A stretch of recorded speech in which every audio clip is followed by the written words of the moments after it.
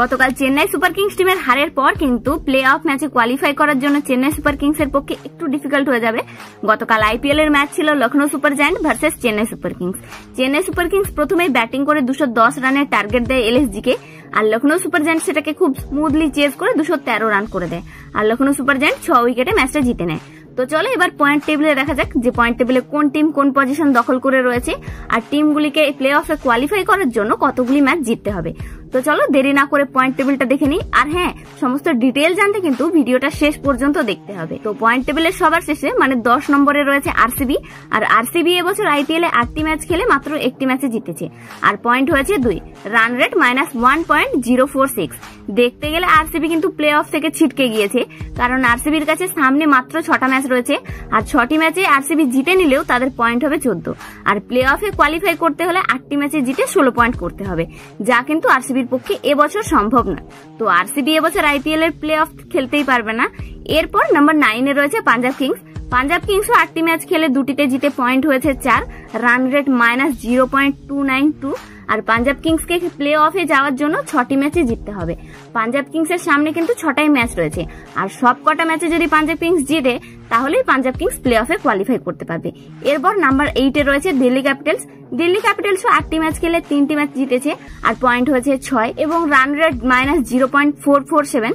Delhi ক্যাপিটালসকে play অফে যাওয়ার জন্য 6টি ম্যাচের মধ্যে 5টি ম্যাচে জিততে হবে, যা হয়তো দিল্লি ক্যাপিটালস জিতে নিতেও পারে। এবং নাম্বার 7 এ রয়েছে মুম্বাই ইন্ডিয়ান্স।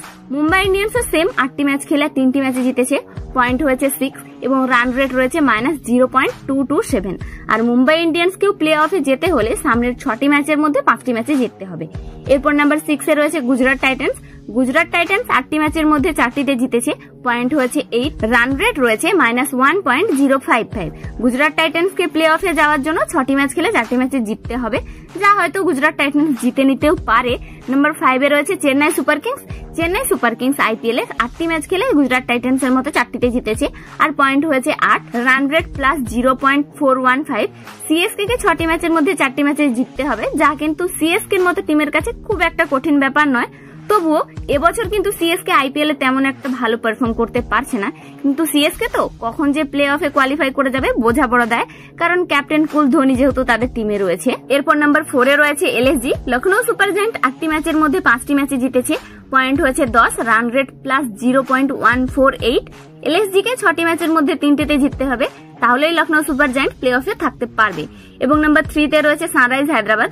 7টি ম্যাচ খেলে সানরাইজ হায়দ্রাবাদ 5টিতে জিতে 10 পয়েন্ট নিয়ে 3rd পজিশনে রয়েছে, রান রেট হয়েছে +0.914। সানরাইজ হায়দ্রাবাদকে 7টি ম্যাচের মধ্যে 3টিতে জিততে হবে প্লে অফের জন্য। এছাড়াও নাম্বার 2 তে রয়েছে কেকেআর। কেকেআর কিন্তু এখনো পর্যন্ত 7টি ম্যাচের মধ্যে 5টি ম্যাচে জিতে নিয়েছে, পয়েন্ট হয়েছে 10, রান রেট +1.206। কেকেআর কেও আর 7টি ম্যাচের মধ্যে 3টিতে জিততে হবে। এরপর পয়েন্ট টেবিলের সবার উপর মানে নাম্বার 1 এ রয়েছে রাজস্থান রয়্যালস। রাজস্থান রয়্যালস 8টি ম্যাচ খেলে 7টিতে জিতে পয়েন্ট হয়েছে 14, রান রেট +0.698। তবে রাজস্থান রয়্যালস এর পারফর্মে এটুকু বোঝাই যাচ্ছে যে এবছর আইপিএল এর প্লে অফে রাজস্থান রয়্যালস খেলবেই, কারণ রাজস্থান রয়্যালসকে আর 6টি ম্যাচের মধ্যে 1টি ম্যাচ জিততে হবে, যা কিন্তু রাজস্থান রয়্যালস ইজিলি জিতে নেবে এবছর। বাকি তোমরা তোমাদের কোন ফেভারিট টিমকে প্লে অফে দেখতে চাইছো অবশ্যই কমেন্টে জানিও।